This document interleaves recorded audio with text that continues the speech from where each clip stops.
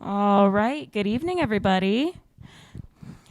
Hi, my name is Amalia Weber. I am the program specialist here at Rochester Hills Public Library, and I'd like to welcome you to this evening's program, Women's Experiences During the Holocaust with Katie Chaka Parks. Before we get started, I'd like to take care of a few housekeeping details.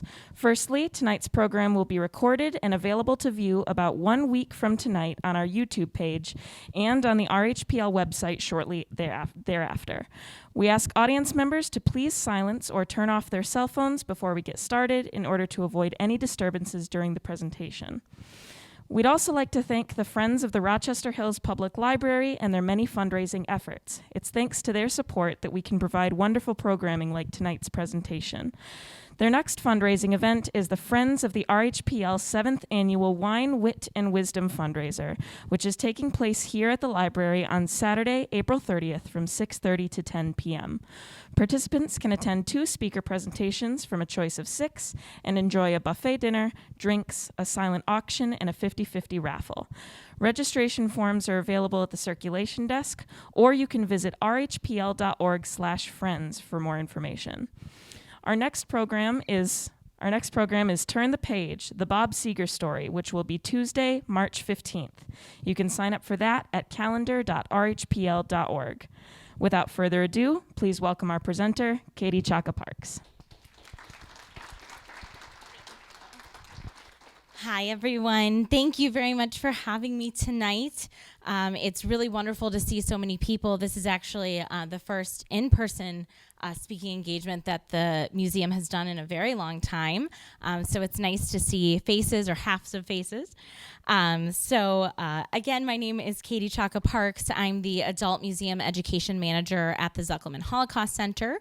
And this program is very near and dear to my heart. I teach at Wayne State University in both the History Department and the Gender, Sexuality, and Women's Department. So with a focus on feminist history. So I think that it's so wonderful that so many people would want to come hear a presentation like this. Before we get started, I wanted to give you a little bit of background on the museum for those of you that had never been to visit us before. The Zekelman Holocaust Center, we're in Farmington Hills, Michigan. We would, of course, love to see all of you. We have a 20,000 square foot permanent exhibit space. We see anywhere between 65,000 people in our doors every year, 100,000 with those with virtual events. And so our main mission is really to engage, educate, and empower people by remembering the Holocaust. We give everything from guided tours, special exhibits, special programs like tonight. And our museum was actually founded by Holocaust survivors in 1984. So it's a very special place if you've never been before. So in order to start this very large topic tonight, it's important to first look at what was the Holocaust. Right? And so the Holocaust, really by definition, was this systematic, bureaucratic, and state-sponsored annihilation and persecution of the European Jews by Nazi Germany and their collaborators between 1933 and 1945 in Europe. So of those over 6 million people that were murdered, 1.5 million of them were children. There were also millions of other people that were attacked under the Nazi state, people that didn't fit into their worldview, that suffered grievous oppression and death under Nazi tyranny. And so this number 6 million is quite large, right? It's hard to wrap your head around that big of a number, but really it's important to remember that each of those 6 million, that was one person. Right? It's one person's life, one person that had a family and dreams and hopes and aspirations that was completely cut short as a result of hate going unchecked, as a result of the Holocaust. And so when we talk about the Holocaust, it's important to really be specific about who we're talking about, whether it's talking about those that committed these crimes, those that suffered from them. When we think of the Holocaust, what are some names that come to your mind? If anybody wants to throw out a few. Right, Anne Frank. Right, Eichmann. Right, Elie Wiesel. Some of these more, in his case, a good name, some more infamous names, right? Adolf Hitler, Himmler. What most of these names have in common is that they're male. And it's really important that when we're talking about the Holocaust, when we talk about these names, how are we actually looking at the Holocaust in this history if we're not addressing the lived experience of half of the people that were in it? Right? And that's what's important to remember, that gender is a lived experience. It helps you understand and see the world. So the Holocaust was not gender neutral, right? Women experienced the Holocaust as women, uniquely as women. And so this is why it's so important to look at these issues today.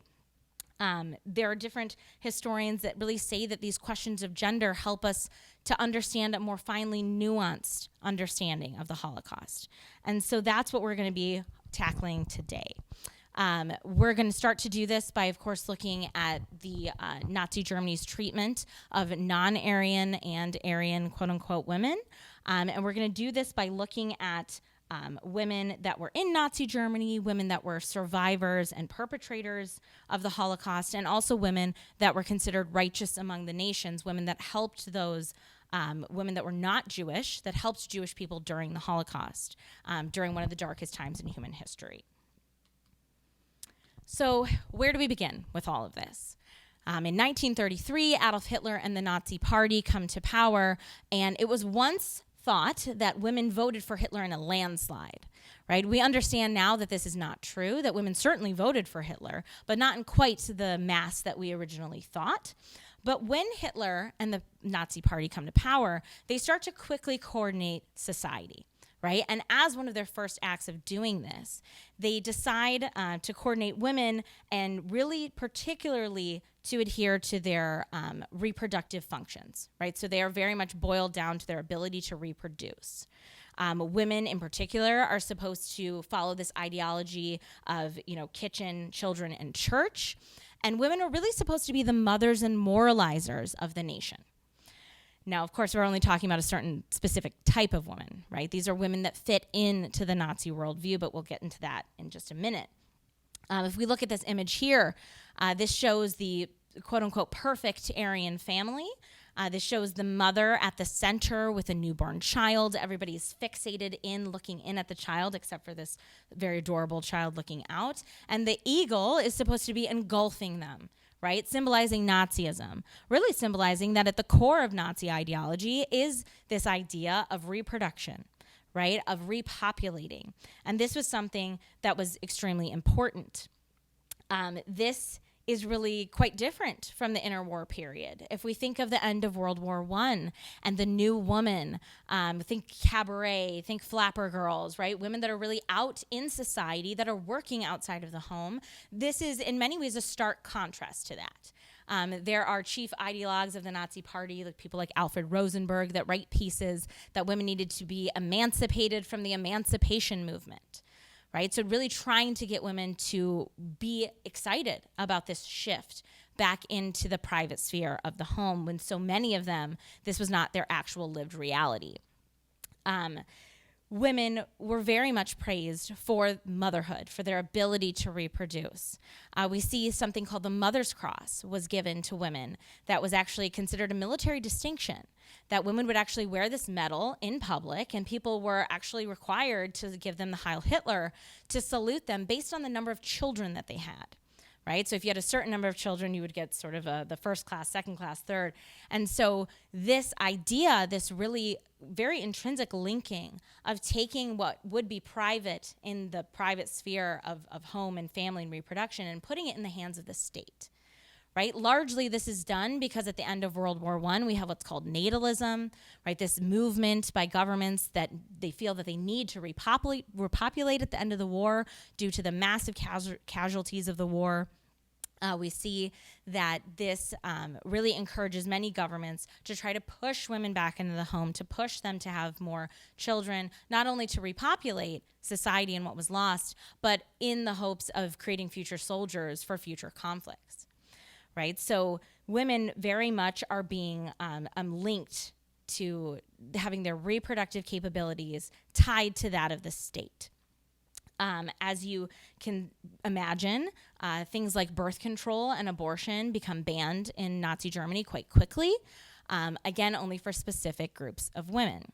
So if you were of desirable blood, if you were somebody that could contribute to the racial people's community, then you were certainly not allowed to have an abortion or access birth control. And this begins quite quickly as Nazi Germany takes over in 1933. While women that were considered valuable to the state were certainly encouraged to procreate, we have a whole sect of women that are not.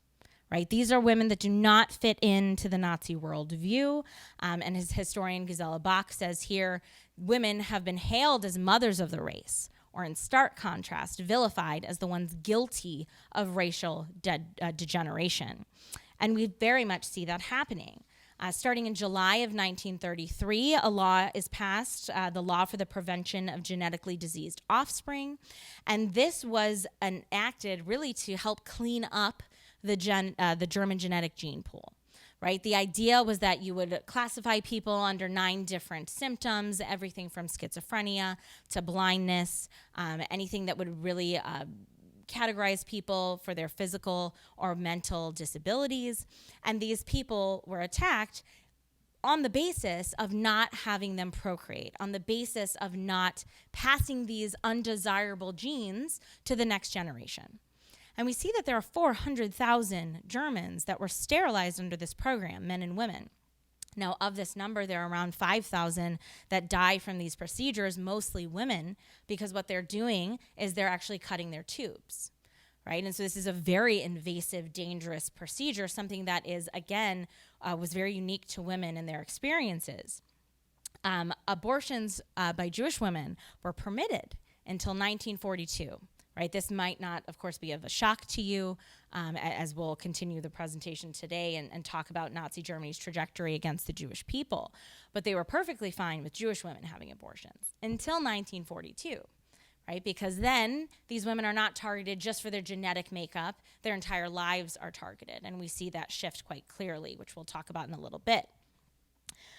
This ideology would be what eventually progresses this need to quote unquote, clean up the gene pool, progressed to programs like the T4 program, right, which was a euthanasia program, but it was outright murder of people that didn't fit into this category of who the Nazis wanted in their perfect society, who was able to procreate, right? This idea of eugenics, really controlling who was and was not able to add to society.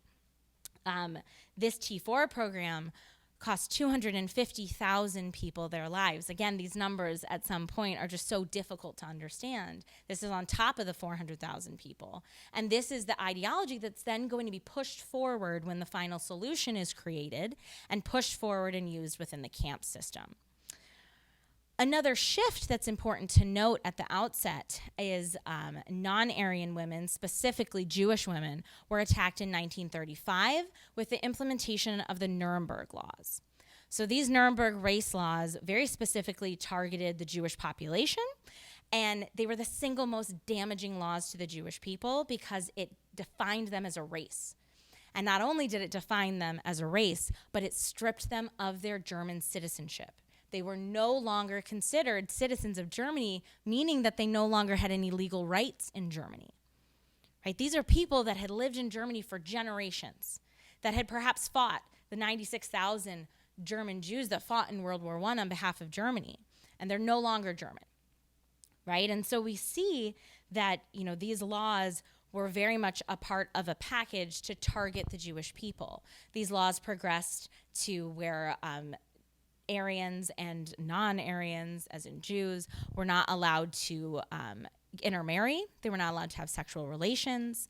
These Nuremberg laws progressed to having a red J stamped in all of Jewish passports, making it extremely difficult to travel within Germany, let alone outside of Germany. We also see that the very infamous yellow star that the Jews are forced to wear, this is also eventually part and parcel of these laws, come by 1941, different times for some of the different territories. But really, all of this was done to categorize the Jews as different from their neighbors, right? To set them apart, to isolate them.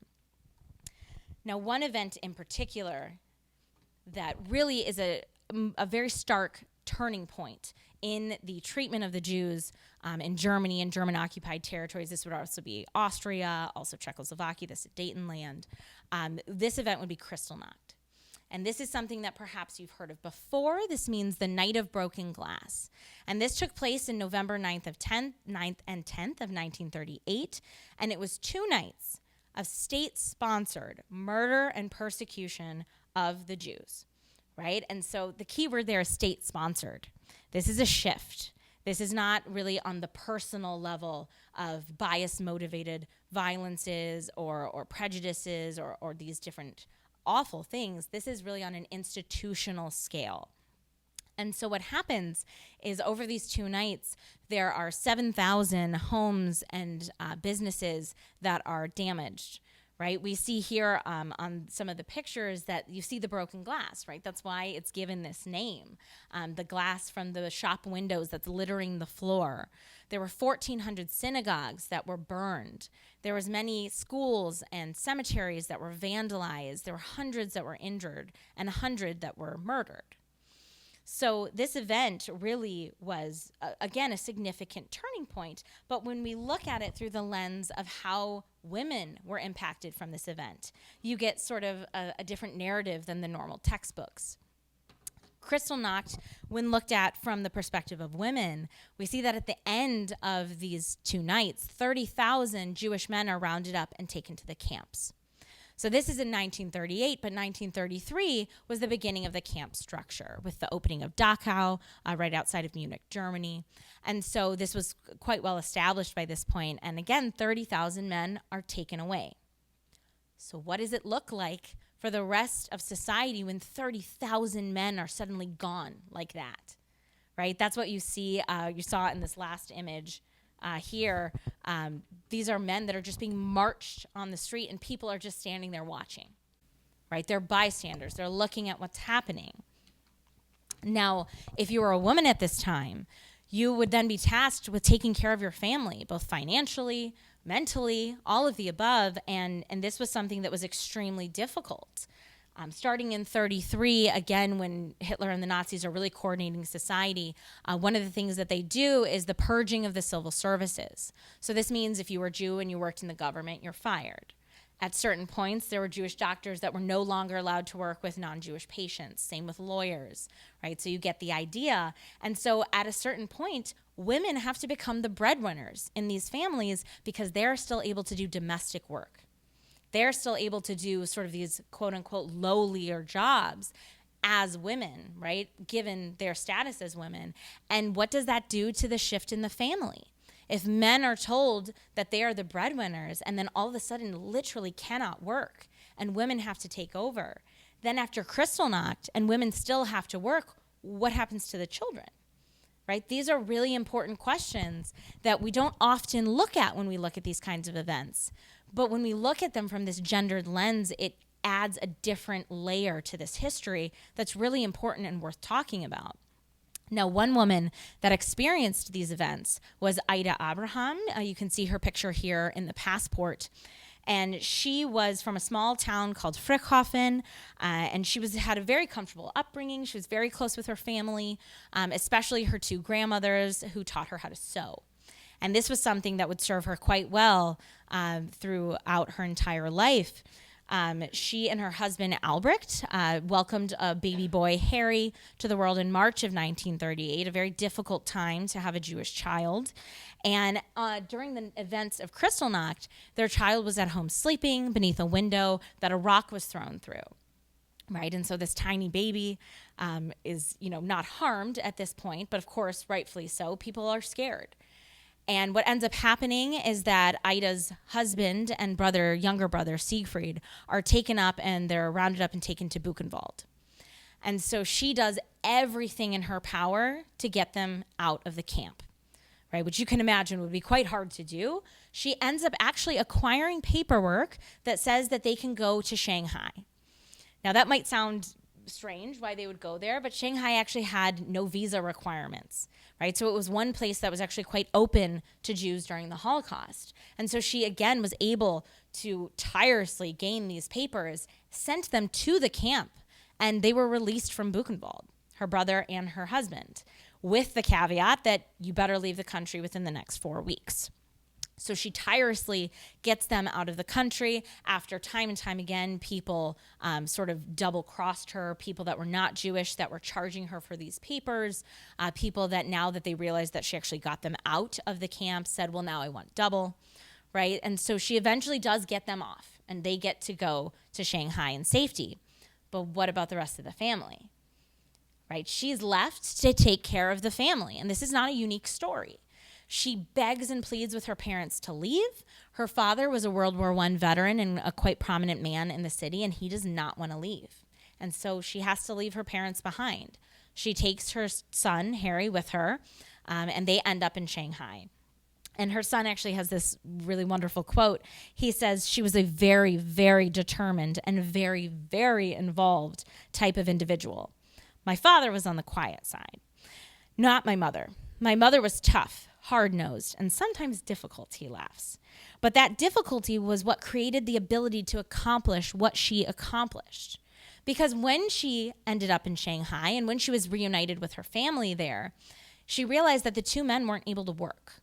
Because even though Shanghai was welcome to Jews and immigration, there was this unbelievable amount of anti-Semitism in the world at the time, and nobody wanted to hire them.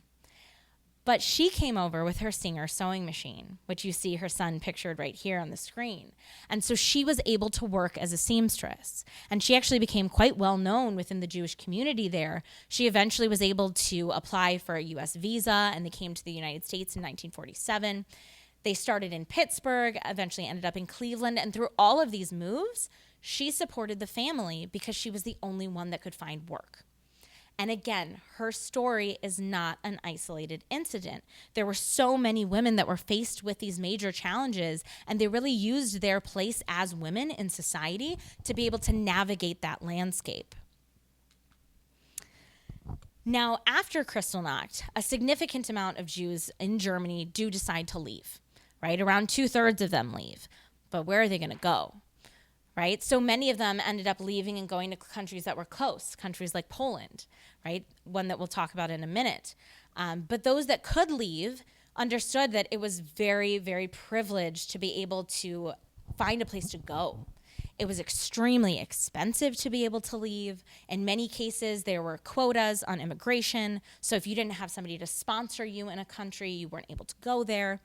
But this story is of the Corn family. You see Ruth Corn right here with her husband and her twin daughters.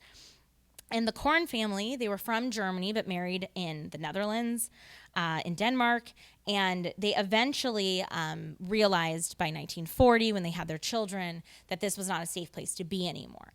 And Ruth Corn had a cousin that was a philanthropist in Detroit, a very wealthy philanthropist that spared no expense trying to get her and her family out of Europe.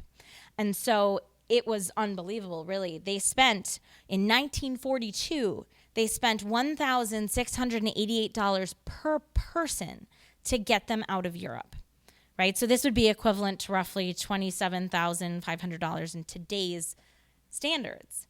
And so who had that kind of money, right? Not many people had that kind of privilege to be able to leave. But I also always like to tell people that, at the museum a couple of years ago, I had a survivor of the Holocaust come with me on a tour of the museum. And when we got to the events of Kristallnacht, he said, my family didn't leave. And I said, could you explain more? And he said, my family didn't leave because we had a piano. And it might sound silly, and it might sound weird to us that they didn't leave, they had a piano. But they had a piano, right? And they had a life in Germany, and they had lived there for generations. They thought of themselves as German. They were German by all intents and purposes. And, we say in the museum often that history is studied backwards, but it's experienced forward. They had no idea what would happen if they didn't leave that piano behind, right? But they had a piano, and they didn't leave. And so this was the case for so many families. They had such deep roots, and it was so difficult to leave even if they could. Now, the Corn family, throughout their journey, they went from Denmark to Russia, Japan to the United States, and they carried their daughters in this basket. So this is actually from our permanent collection at the museum. And they carried their twin daughters in this basket through miles and miles of trying to get to different train stations and boats. And we think of all the modern luxuries that we have today of the double stroller and all these things, and they had none of this. And yet they were still able to survive, right? But again, not as many people were as lucky as the Corn family. Now, things start to dramatically shift with the onset of World War II. Again, going back to Poland, a lot of Jews end up going to Poland because it had a very large pre-war Jewish population. It was close by. What's the first country that's invaded in World War II? Poland, right? September 1st, 1939, they're the first country officially invaded. And we see that what the Nazis start to do is they have the creation of the ghettos. Now, this is certainly not the way that we use this term colloquially in the United States. These ghettos were walled off portions of cities where you could not leave, right? These were 12 feet tall, brick walls with barbed wire at the top, really small sections of cities that sometimes went up overnight.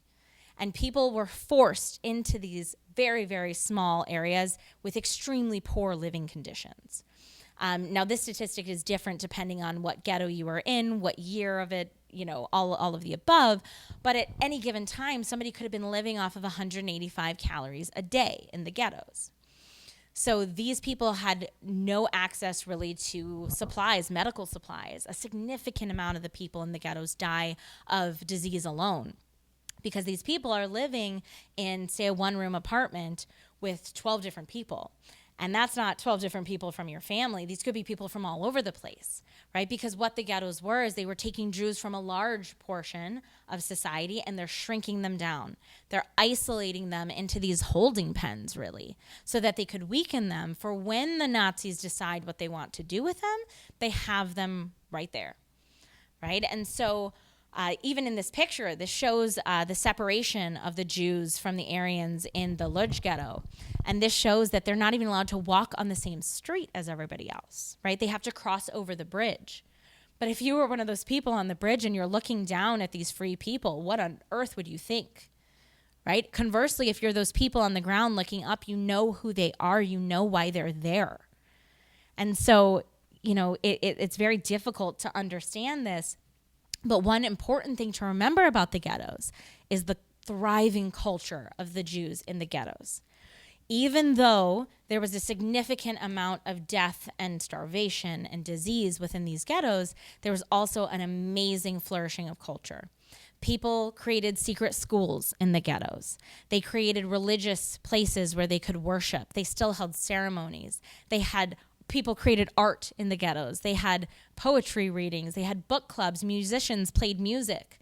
People did what they could with what they had to keep their humanity. And that kind of spiritual resistance is equally as important as physical resistance.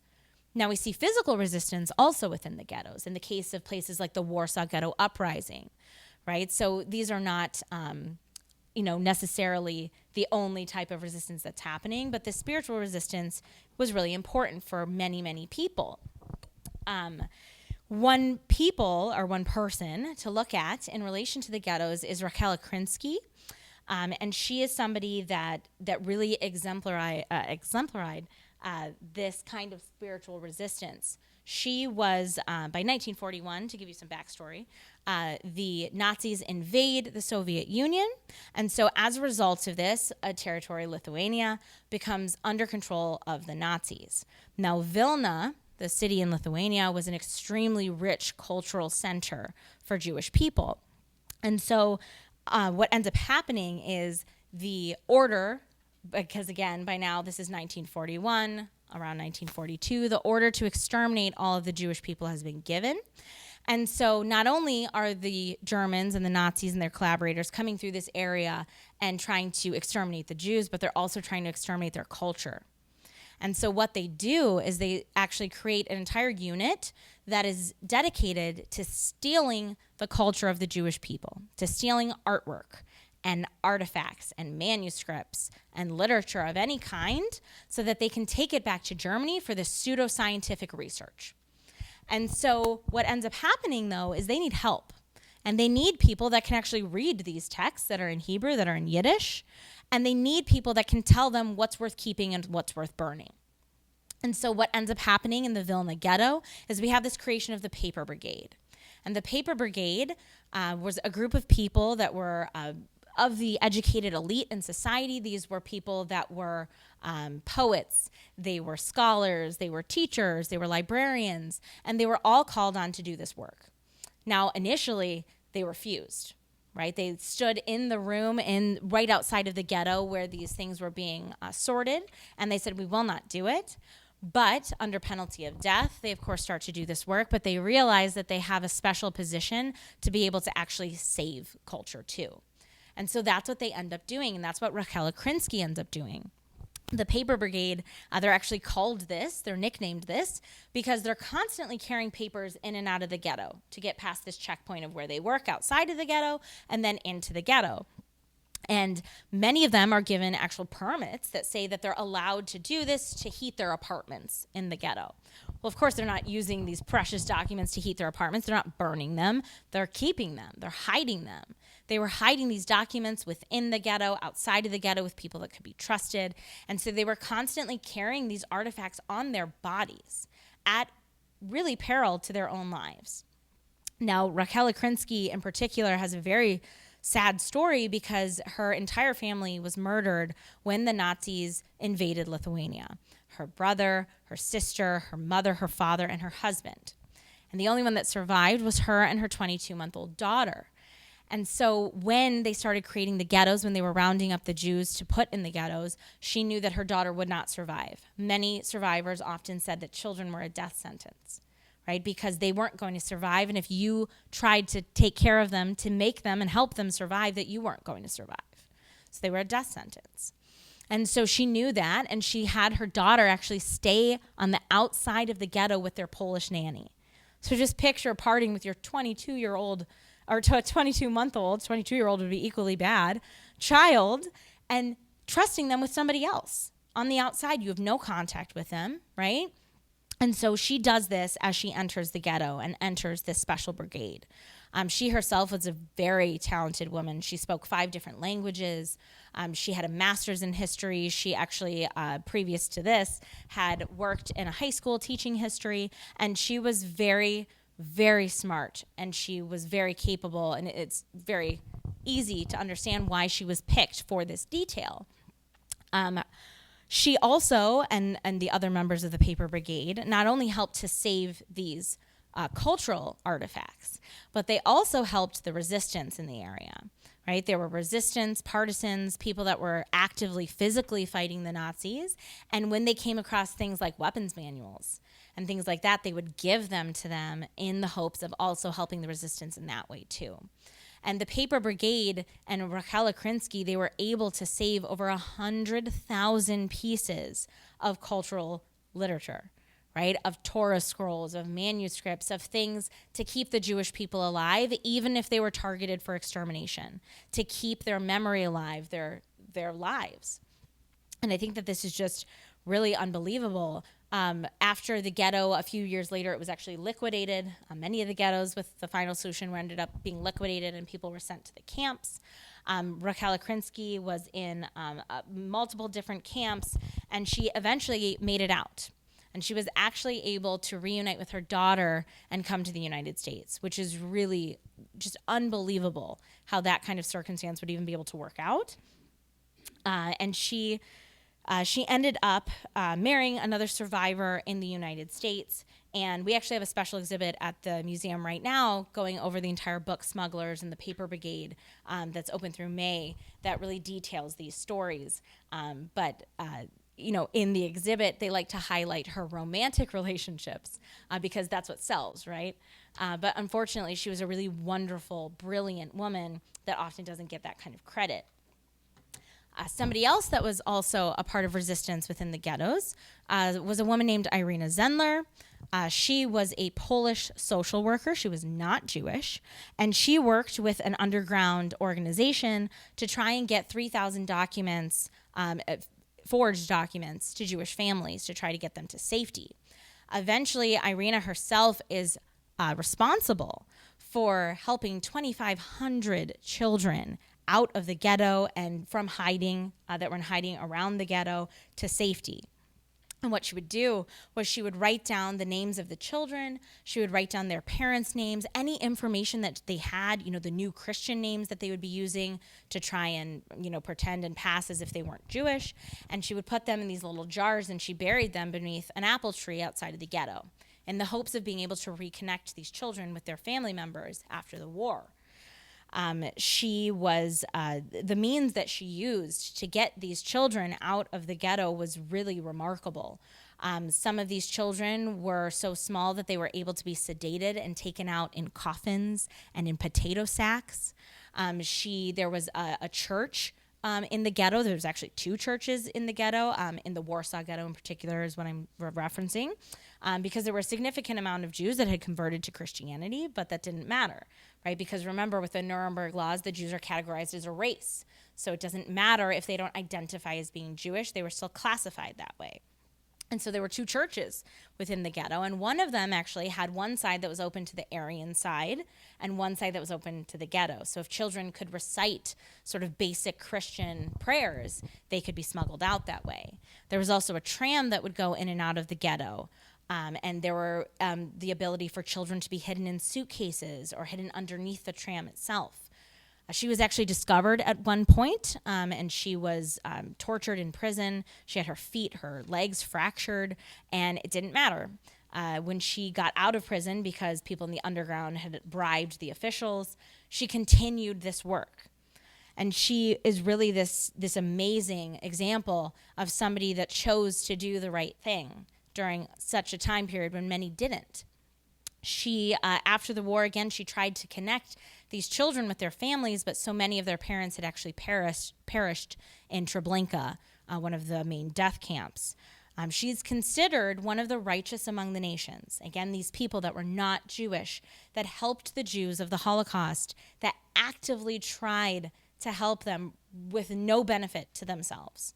Right? There's very strict criteria of who actually is among the righteous of the nations. There's around 28,000 of them today. It should be no surprise that over 50% of them are women. And she was one of these people that, to no credit to herself, no monetary gain, this was all for humanitarian purposes that she helped these people. She actually died at the age of 98 years old in 2008. And she always said that she felt so guilty that she was the last one of this underground resistance to even be around to get all of this sort of acclaim in later years, that she obviously very rightfully deserves. Again, once the ghettos start to be liquidated into these camps, we see that women are particularly vulnerable to things like beatings and rape. Being pregnant and a Jewish woman within the camps was, quite frankly, a death sentence. These women were also, if they were pregnant coming into the camp and were able to work, many of them were forced to have abortions. Many of them were forced to submit to sexual relations for food or other necessities. And again, these things that intrinsically as women impacted them differently. Right? If we look at even menstruation within the camps, with the low caloric intake of women, they stop having their periods within the camps. When they enter the camps, we all can envision this scene, right, of people getting their heads shaved and arms tattooed and uniforms. But if you take even that act of shaving someone's head, it takes nothing away from the male survivors and victims to say that it's a different experience for a woman if I shave my head versus if my brother shaves his head, right? It's different. People react to that differently. And when you have been told for so long that your worth is in your femininity, that your worth is in your reproduction, what does it do when that's taken away from you? And the camps were absolutely these places where this happened. There were thousands of camps and sub-camps within the Nazi structure.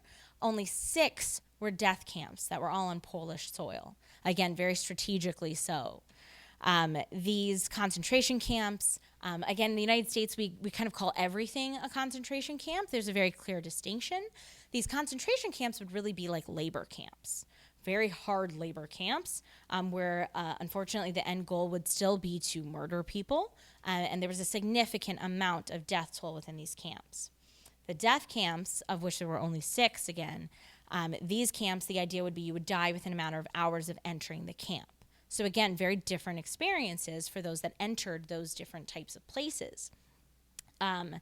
There were over 2,700,000 people that were murdered within these camps, whether by gassing, whether by bullets. We also often don't talk about the over 2 million Jews that are murdered by bullets on the Eastern Front, not in camps, just in fields out in the open. It's very personal, face-to-face kind of killing.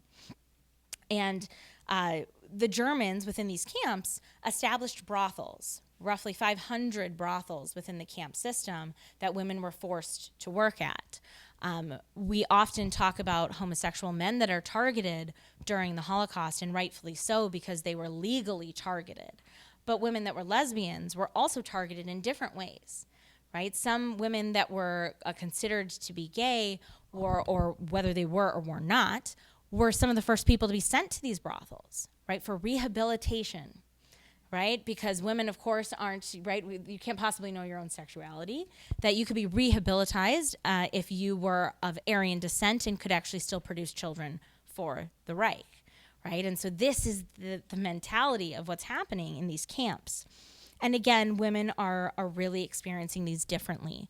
They, more often than not, were found to create these mutual assistance groups within the camps, ways that they could help one another, give food, supplies, encouragement, education, anything that they could. And we see that of people in the camps, women were more prone to these kinds of formal networks than men, oftentimes. Women within these camps sometimes were also able to operate because they were doing things like clothing repair or cooking or on a laundry, detail. And again, using their place as women, as this traditional understanding of what women do and don't do to be able to survive. Now, one really, I think, interesting case is that of Ravensbruck concentration camp. This camp was located just 50 miles outside of Berlin. And we see here in this picture a very different scene. On the one side, we see female camp guards, because in Ravensbruck, it was a camp that was specifically meant for imprisoning women, but the guards of the camp were also all women, except for the commandant, the very head of the camp. And so on the one side, we see women in these clean uniforms really taking on this ideological stance of the Nazi Party, right? In order to do this, they would have to even take indoctrination tests. They would ask questions like, what is the purpose of the sterilization law? What is the Führer's birthday? What is the abbreviation of the SS? All of these things to make sure that they were properly indoctrinated into Nazism so that they could really enact these violent actions on behalf of the state. And then on the other side here, we see women that are being forced to do extremely hard labor as a result. And so this is something that, this camp is quite an interesting case to look at these really brutal conditions. Women in all of the camps had significant worries about, again, these issues of rape and pregnancy. And this was something that would haunt many of these people that survived. Now, at the end of the war, as the camps were liberated, many of the Allies were left with trying to help the Holocaust survivors, right? These people had to figure out how to put their lives back together again. Most people within the camps had no idea where their family was, if they survived or not. We have one person that works at the museum that their family contacted the Red Cross so many times that they actually received a letter saying, please stop asking, because people didn't know, right? It took so long. So many people still didn't know what happened to their loved ones, even to this day. At the end of the war, Displaced Persons camps, or DP camps, were created to try to aid people and help them come back to life, because so many of these people didn't have a home to go home to. And if they did they have the health to get there, right? The answer more often than not was no. And so, these people really... Some spent as many as 6 years in a displaced persons camp before they could figure out what their next steps would be. I think something really interesting from Bergen-Belsen concentration camp that was in Germany, they accidentally, it's a little unclear in the record, they received a giant shipment of lipstick. And the soldiers were actually quite furious. They were like, we don't need lipstick, we need food. But as you can see here, the lieutenant colonel writes in his diary, I'll read this for you. He says, I believe nothing did more for these internees than the lipstick. Women laying in bed with no sheets, no nightie, but with scarlet red lips. You saw them wandering about with nothing but a blanket over their shoulders, but with scarlet red lips. I saw a woman dead on the post-mortem table, and clutched in her hand was a piece of lipstick. At last, someone had done something that made them individuals again. They were someone. They no longer were merely the number tattooed on the arm. At last, they could take interest in their appearance, and that lipstick started to give them back their humanity. Right? So again, something like a piano, something like lipstick, it might seem silly to us, but these women that weren't considered even human were given something that enabled them to feel like a person again. And that's really invaluable. I'll leave you with one last thing before we get to sort of our discussion portion. I think what's most important to understand about the Holocaust is that it wasn't inevitable. None of this history had to happen, right? There was no point in the story necessarily that people couldn't have made different decisions, right? And sometimes, more often than not, one person's choice made the difference of life or death for somebody else. And so you might not know this woman on the screen, but I think that you would know who she saved, right? This is Miep Gies. She was Otto Frank's assistant or secretary pre-war, and she was the one that helped to hide Anne Frank and her family. And she's a really wonderful example that choices matter. She helped to hide the Frank family. The Frank family left Germany in 1933 for the Netherlands, which they thought would be safe. And they quickly realized that it wasn't, and they had to go into hiding in this annex, a back portion of the factory that Otto Frank had owned. And Miep Gies, among others, was part of the group that helped to hide the Frank family and another family and members that were in this annex. And eventually, the Frank family was discovered. It's still debated to this very day why or who sold out the Frank family, but it doesn't really matter, because what ended up happening is all of the family was sent to different camps. Anne and her sister Margot ended up dying in Bergen-Belsen, the camp we just heard about, of typhus shortly before liberation. And Otto Frank was the only member of the Frank family to survive. And he came back at the end of the war, and Miep Gies had collected Anne's diary after they took them away. And she didn't want to give it to him because she said it was private and it was Anne's. And she was going to give it to her when she came home. And when she realized, of course, that this wasn't happening, she gave Otto Frank the diary, and she gave him back a piece of his daughter, a piece of his family that he had completely lost. And, you know, it's just really unbelievable, because we know about Anne Frank today because of Miep Gies, because of this woman that we don't really talk about a whole lot. And she says here, you know, people sometimes call me a hero. I don't like it. Because people should never think that you have to be a very special person to help those that need you. She goes, I myself am just a very common person. I simply had no choice, because I could foresee many, many sleepless nights and a life filled with regret if I refused to help the Franks. Right? And she really ends by saying that, you know, she couldn't save Anne, right? But she could prolong her life, and she could make it so that millions of people receive this kind of inspiration and hope because of what they read out of her diary. And I think that if we remember anything from the Holocaust, it's that these choices matter, that our choices matter, that they might seem small, but in Judaism, it's this idea that you don't have to save the whole world, you just have to save one person, right? And what does that look like? And what can we do to make sure that that happens moving forward? So thank you very much for your attention. And we have time, I believe, for some questions or comments or anything in between. So thank you very much.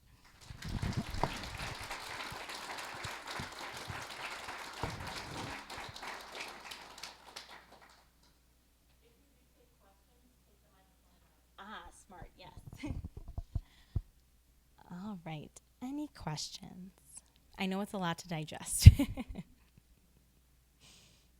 Sure. Oh, you know what? Let me go this way. Do you have any stories about the women who probably were Aryan, but who worked in the resistance? Yes.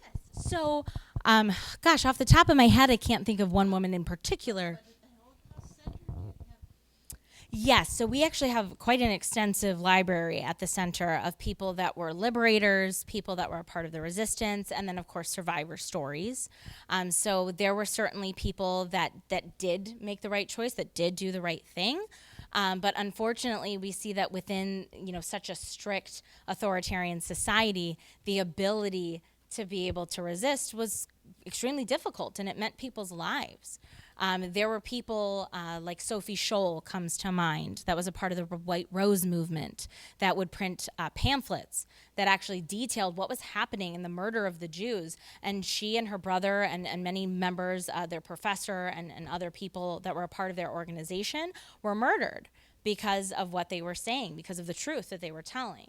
So this idea that people of non-Jews trying to help the Jews, more often than not, was on an individual basis. It was less organized in some respects.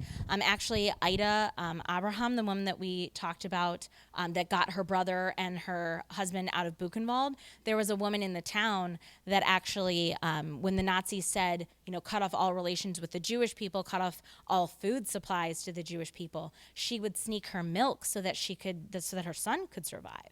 Because how would her son? And so, these are these really amazing stories that add so much texture to the Holocaust that, there is no one story. There's over 6 million stories that many of them we don't know. So we really have to cherish the ones that we do.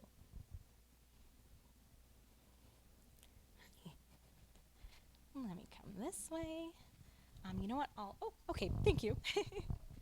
I was surprised that the guards at Ravensbruck were women, because one of the books that I read was that Ravensbruck was also a place where women were experimented with.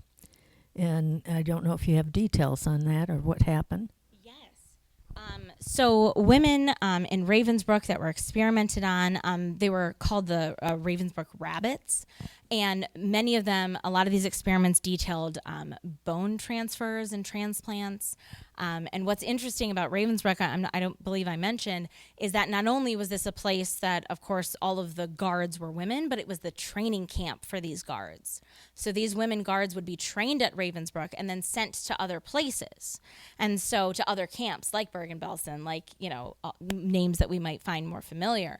And so it really was a very interesting place where you have dehumanization on the level of the victims, the prisoners in the camp, and then you have this interesting other kind of indoctrination going on, trying to create hardened killers out of everyday women, right? So it's a really interesting kind of position there.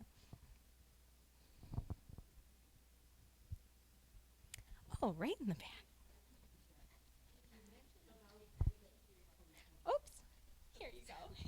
Did you mention about the motto about forgiving but never forgetting? Yes. But did you tell them Yes, so that's extremely important. There are so many survivors that truly believed to their dying day that they forgave the people that did this to them. There are many, of course, that weren't, right? We can't lump all of survivors into one category, but there were so many people that truly believed that that people should be forgiven for this. There are so many different examples of people meeting guards in camps that they were in, that people that actually did things directly to them, that they meet them after the war for this kind of reconciliation and forgiveness. We see this in other aspects of, we have this beautiful story of one of our local survivors that she actually regularly meets with this man that liberated her camp, right? And so these stories of really taking this giant history of the Holocaust, this giant history of these numbers and the millions and all these things, and boiling it down to these personal stories of people forgiving but never forgetting, right? The idea, this model that if we forget this, that this will be done again, right? And we see that, of course, this was not the last genocide of the world, unfortunately, but we hope through education to learn the lessons of the Holocaust as best that we can, right? And move forward the best that we can in the memory of these people.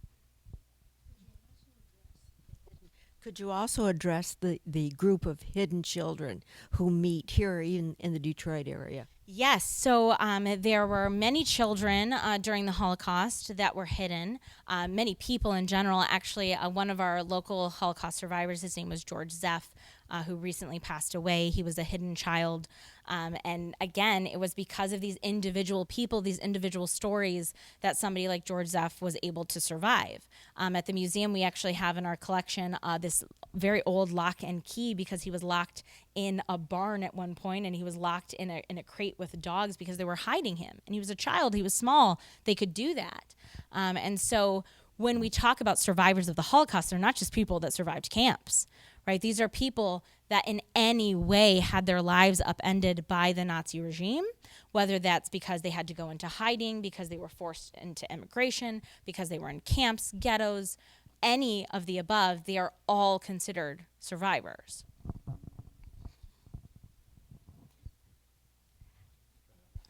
Oh, sure. On the slide you had presented that described the exodus of the Corns, there was a manifest on the right-hand side. It looked like an itemized list of some kind. I wanted to get a closer look, but could you explain what that was? Yes, absolutely. So that was a breakdown of the pricing structure of what it took for the Corns to come to the United States. So it had priced out exactly their train fare and the boat fare and all of the people that they had to pay for papers to be able to come. So that's where that number, I believe, is $16.88 comes from per person. And that was really remarkably one of the things that they kept and really treasured when they came here, because her uncle was the one that paid for all of that for them to come. So that was really a point of pride for him, that he could save his family that way. So it's a really wonderful sort of local connection that we have in our collection. There was someone over here.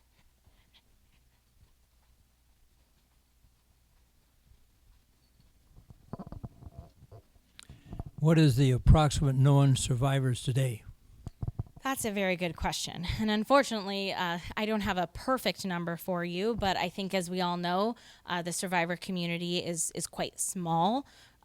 For instance, at our museum, we used to have a rotation of around 30 survivors that would regularly speak at the museum. And now we have around 5. And so whether because some are older, think of what this would be like to relive this past all the time. Now, they do it because they want people to hear their story. They want to make sure this doesn't happen again. But it's extremely strenuous to do that. So while I can't give you the exact number, I can look it up for you. I'm not sure that it's approximately. I don't know. I really can't say approximately, but it's, I don't know, maybe you know better, but I do not know an approximate number. But there are a lot of programs that are being put in place to try and make up for this sort of human connection that unfortunately we don't want to lose with this generation that's going to be gone. For instance, at the museum, we have a next generation program that is actually for children of survivors, that they tell their parents' story through the lens of what it was like to grow up with that generational trauma. And so students can actually still hear these stories of survivors, still hear them from a direct connection.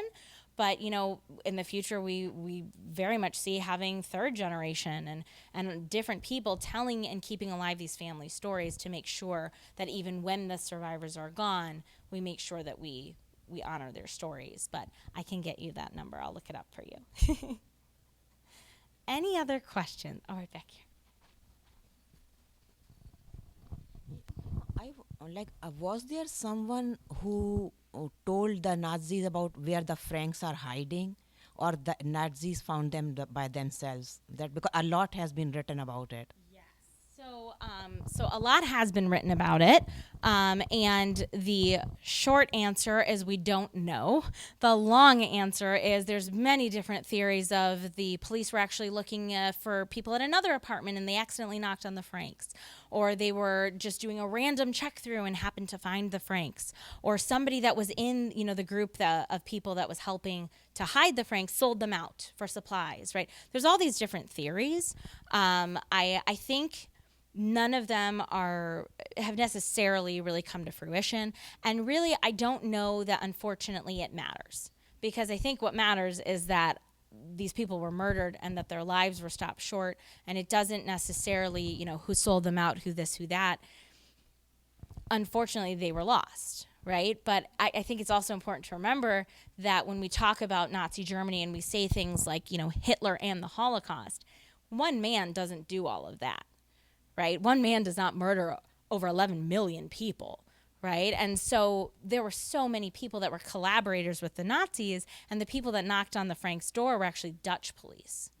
So that's something important to kind of keep in mind, that you can't get to this level of devastation without cooperation, right? And so what do these signs look like in society? What does, again, the shift from just, you know, bias attitudes to bias motivated violence to genocide, what does that look like, and how do you stop it when you can stop it?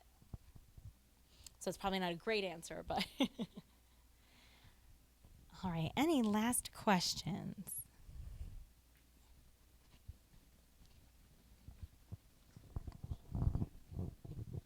I'm about halfway through The Paris Architect, the story of, and he's in Paris, and he's hiding people in all of his buildings. So is that's probably not a true story from Paris? There's that many, so much Nazi going on there, like the story. Well, I can't say, I have not read that book myself, so I can't say, but there were certainly the Nazis occupying in France. So there were certainly people that were a part of that were helpful to the Nazis. There was also a certain level of resistance of the French to the Nazi invasion and set up there. But so I'm not sure about that book in particular, but that is absolutely, I mean, there were certainly Jews that were hiding in France. There were Jews that were taken from France and rounded up and taken to the camps. So this was very much, you know, it may have started as this sort of this isolated thing within Germany, but as a result of World War II and more territory being gained and the Nazis really making these advances, the goal was to attack all of Jews within Europe and then beyond, had they succeeded. So certainly attacking the Jews in France, many people were in hiding. Actually, George Zeff, the man that I mentioned with the lock and key at the museum, he was a French Jew. And so, you know, it's important to remember that these experiences, they're so different, and they have so many different different facets to them based on what time period it was, what region the person was in, were they a man, a woman, a child. All of these things really played into different people's stories. Yes. And just feel free to cut me off whenever. I'm not sure what time you have. Okay. Oh, I'm so sorry. You're like, not me. Okay. Yeah. Was there any plan to make it just Poland to have all these concentration camps in it? Because I've never heard of it in any other country established by the Nazis. Yes, that's a very good question. So in Poland, that's where the main 6 death camps were located, all on Polish soil. Poland had a very large pre-war Jewish population, so you can see why it's logistically easy. They could establish ghettos there. They could concentrate the Jews there because many of them already were there. They also had a significant amount of rail lines, things like that, to get people there. The infrastructure set up to do so. And so having them all on Polish soil was really quite strategic. It was not only easy, but it also offered Germans plausible deniability, right? To bury their heads in the sand, say we didn't know what was happening. That's not even in our country, right? Of course, we all know, and we know through historical analysis and documents that if you wanted to know, you knew, and that people were very well aware of what happened to their neighbor that just disappeared next door, and you just happened to move in because their apartment was bigger than yours. There's a woman that speaks at our museum that says that when she actually went home to Poland, to her hometown, after the war to try and look for her family, she said that she noticed a lot of the people in the small village where she was from had her mother's clothes on. And they told her to leave or we're going to kill you. They said, if they're not going to kill you, we're going to kill you. And so, you know, the 6 main camps, right, those are in Poland. That's where she went back to. And then, you know, there are thousands and thousands of other camps, around 44,000 camps and sub-camps, and those were all throughout Europe. So some in Germany, some in Poland, some in, you know, many different occupied areas.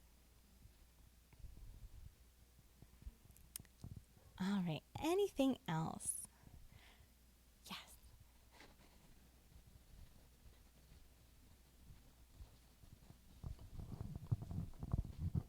How is it that the family, where the woman got her husband and son out of the camp, how were they allowed to go to Shanghai, where they were allies?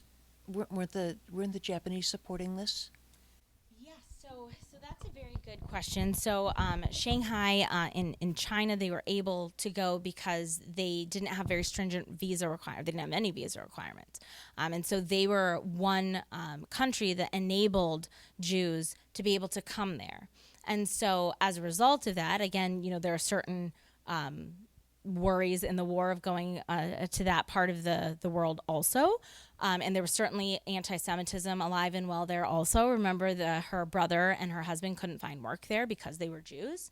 But they did have open immigration, whereas the United States, we were accepting around 100,000 Jews at the time, which might sound really great until you realize that there were around 500,000 Jews in Germany at the time. And that's just Germany. Right? So, these immigration policies really meant life and death for a lot of people. And so being able to actually find safety in a place like Shanghai before they could come to the United States or wherever they were interested in going, many people went to the United States or Israel. And so that was really just invaluable for families to be able to do that. But again, not many could. Other questions? Oh, yes. Can you help me understand why there was such hatred of the Germans towards the Jews in the first place? Yeah, that's a very good question. And we could talk all night actually just about that. But in a very sort of short answer, you can sort of think of it in a couple different ways. Anti-Semitism, the hatred of the Jews, is actually the oldest hatred in the world. When you think about it, the Jews were ostracized in society because during a time of polytheism, where people believed in many different gods, the Jews only believed in one. So they're sort of othered, ostracized because of that. Then when Christianity becomes sort of the dominant religion of the Western world, they're ostracized again because they won't convert. Then we have the whole killing of Jesus, right, which many people blamed on the Jews. And so because the Jews were forced from their homelands, because they were sort of always in new territories, think of it in a very basic way as being like the new kid on the block everywhere you go. And so in certain territories, because Jews were the other, they were only allowed to have certain types of jobs. They were only allowed to be in certain professions, right? Things like liquid assets. Sometimes you may hear very anti-Semitic slurs about Jews and money. Right? It's because often the Jews were the ones that were forced to do those jobs because they could work on Sundays, right? And so, these are stereotypes that last a really, really long time. And unfortunately, we like to think that anti-Semitism, that was a European problem, that was a German problem, that was a Hitler problem. It was absolutely not. Down the street from the museum, we have Father Coughlin, who had a very anti-Semitic radio station. We have Henry Ford in our very own local history, who would print off these sort of an adjusted version of the Protocols of the Elders of Zion, this document saying that the Jews were planning to take over the world, and they would come out of every car that was coming off the assembly line until he was sued. And so, these very anti-Semitic, this history is our history, and it very much helps to show that when there are times of economic upheaval or political strife or natural disasters that people can't quite explain, it was really easy to scapegoat those other people that lived on the other side of town that we don't quite know. Right? And you can point to so many different time periods in history. You can point to the Black Plague. You can point to the first blood libel, right? This ridiculous lie that said that the Jews were draining the blood of Christian children to make matzah bread, right? But all of these things that sound laughable, but that the Jews then experienced pogroms, experienced excessive violence as a result, right? Because they were scapegoated as the other. And that's why that categorization of the Jews during the Holocaust came quite naturally. Adolf Hitler does not invent anti-Semitism, and it certainly doesn't die with him in World War II. It is alive and well today. And so, we really see that these these anti-Semitic events that keep happening, they have very, very deep roots. And so that is probably not a great answer, and we could talk about it forever, and I would love to with you. And so, but yeah, that's just like the tip of the iceberg of sort of why the Jews.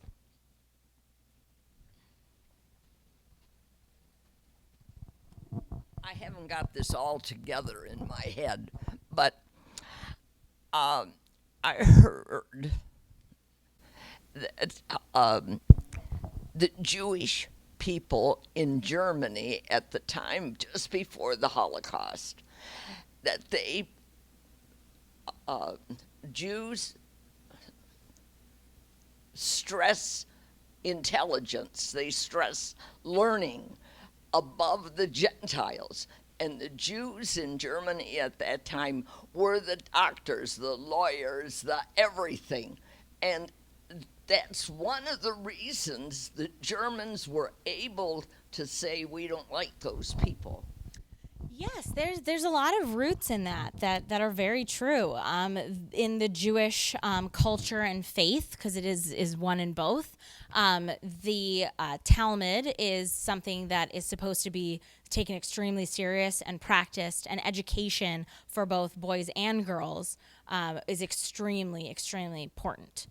And so that is absolutely true, that these people, many of them, we think of like Fiddler on the Roof, right? But these are not how most Jews were living in Europe at the time. A lot of them were assimilated into cities. They've gone to university. They're doctors. They're lawyers. And so when the Nazi Party really starts quickly weeding people out of different professions, it's quite easy that if, maybe you're not going to stand up for your Jewish coworker because now there's a raise available and there's a new job. And, if teachers, if there weren't a lot of positions at the time, well, now there are. Right. And so it was very easy, unfortunately, for people to forget about their humanity, to forget about their neighbors, and to allow these things to happen. But absolutely, these people were they had every profession under the sun in society because they were fully integrated. But you're right, education was extremely important and is extremely important. Mm-hmm. All right. Well, with that, I thank you all. You've been really, really wonderful. Thank you for all of your questions. I appreciate you having me here tonight. It's so nice to be around people. So thank you very much, and I really appreciate it.